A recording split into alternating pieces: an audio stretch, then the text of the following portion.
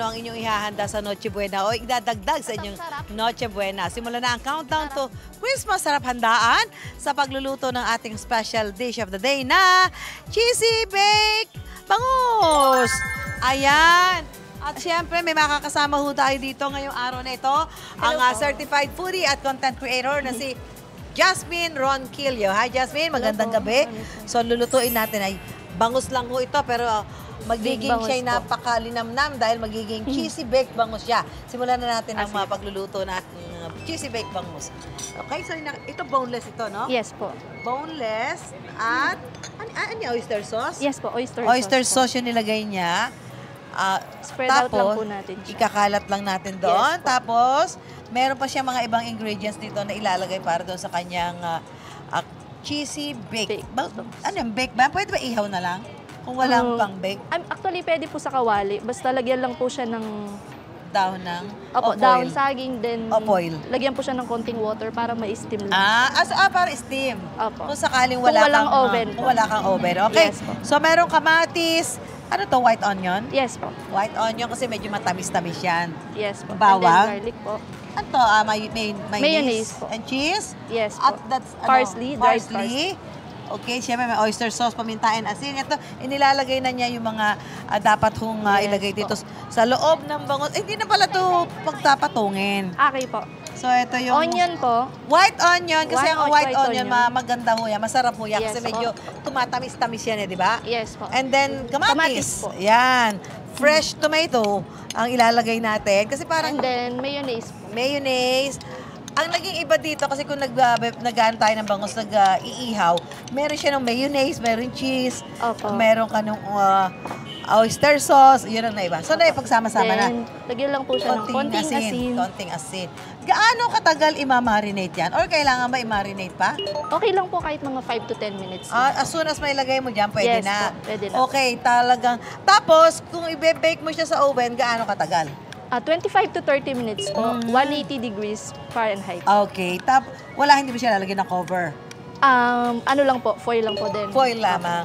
Tapos kung sinabi mo kanina ba, wala nga oven, di ba? So, i-steam mo siya. Gaano naman katagal pag-steam? Siguro po mas matagal siya. Mas matagal? Opo, kasi po. Pwede bang lagyan to ng ibang gulay ba? Lagyan mo ng carrots, lagyan mo ng patatas, pwede din? Pwede po, ma'am. Kung ano po yung prefer ng nagluluto, kung gusto niyo depende sa kung anong gusto niyo ilagay para mapasarap ang inyong cheesy baked bangus. Talaga may pagkasosyal cheesy baked bangus. Baked na nga siya, cheesy pa, di ba? Yung cheese na ilalagay, kahit anong cheese? Ang melting cheese po dapat. Melting cheese, ayun. Alam niyo na yun. Pagpunta kayo sa grocery, hanapin niyo yung melting cheese. Okay po. Ayan, siguraduhin lang natin na pantay yung pagkakalagay ng pinaka-toppings na yan, ano? Opo. Mahirap naman yung isang side, meron toppings, yung kabila, wala. Okay, ready to bake na tayo? Opo. Ready na, ilalagay niya sa ibabaw yung pinaka-cheese. Yes kasi yan yung matutunaw. Opo, magbe-melt po siya. Magme-melt, ayan. So, lalagay na natin sa oven itong inihanda. Ayan. Pero syempre, kanina pa siya nag-ready. Nang pwede nating matikman. Ilalagay lang muna niya. Meron na, ito na yung luto eh. Ito na yung luto na ay, ang sarap nito. Talagang, may size ba ng bangus? Dapat ba yung large na bangus? Hindi po. Kung ano po yung mas prefer. Kasi mas mahal yung malaki, di ba? Opo. Pag naman mas maliit, parang bitin, ano? Ito yung dalawang kasama ko, kanina pa to. Ay, napadaan lang kami. Ay, may pagkakaamoy ko kasi parang may mabango. Ay, dalawa tawa lang ako, di mag-food trip eh. Parang may mabango kasi. Ayan na, so tikman nyo na to. Tikman na. Ay, hindi natin kakamain this time? Huwag ka magkamay muna. Huwag ka tamam sa Walang kanin, Tita Su? Wala. Ito na. Tikman mo na. Naku, Jasmine. Ay, tingnan natin kung ano reaction ng dalawang to. Nag-aagawan pa. Okay, mag-agawan. Chef Jasmine. Dalawa na nga kayo dyan. Boneless po ito. Boneless. Mahirap kasama sa kainan to. Ay, nahulog! Hulog. Ano? Thank you po. Cheesy at saka again, kahit isda siya, hindi ko malasahan yung pagkamalansa niya. Anjo, yuwi mo? Kukuha mo na ulit. Nasa ng ziplock. Wait lang, sobrang sarap. Sarap talaga. Thank you, Masarap Chef. talaga ako, Mami Sue. Jasmine. Maraming salamat. Maraming salamat po. Dito sa napakasarap na Noche Buena dish na ito.